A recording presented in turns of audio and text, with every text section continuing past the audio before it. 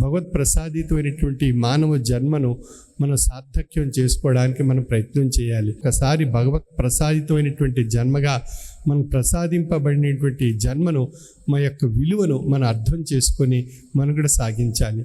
ఈ జన్మ పోతే మరొక జన్మ వస్తుంది, పునర్జన్మ ఉంటుంది, మరొక జన్మలో మనం ఈ సాధించవచ్చు అనేటువంటి భ్రమలో మనం పడకుండా భగవంతుడు ఈ కాలంలో ప్రసాదించినటువంటి ఈ జన్మను ఈ రోజున మనం దైనందిన జీవన విధానాన్ని సుఖమయం చేసుకుంటూ ప్రతిరోజు ప్రతి క్షణం ప్రతి లిప్త భగవత్తాత్విక జీవన విధంగా మనం భావించి ఇది భగవంతుడు ఈరోజు ఈ భక్తిని ప్రసాదించాడు, ఈ కాలాన్ని ప్రసాదించాడు, ఈ జీవితాన్ని ప్రసాదించాడు, ఈ యొక్క సత్కార్యక్రమాలు చేయటానికి ఈ భగవంతుడు ఈ జన్మను నాకు ప్రసాదించాడు, దీన్ని సార్థక్యం చేసుకోవాలి, దీన్ని అర్థం చేసుకోవాలి అనేటువంటి భావనలో ఎక్కువ కాలం మనం మనుగడ సాగించగలిగినట్లయితే మనలో భగవతత్వం యొక్క అద్భుతమైనటువంటి శక్తి మనలో ఏర్పడుతుంది.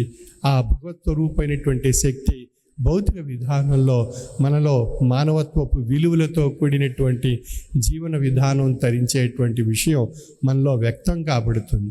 ఆ విధంగా మనలో మానవత్వ విలువలు మనలో ఏర్పడి సమాజంలో మనం బాగుంటాం, మన సమాజం బాగుంటుంది, మన చుట్టుప్రక్కల ఉన్నటువంటి దేశాలు అన్నీ బాగుంటాయి.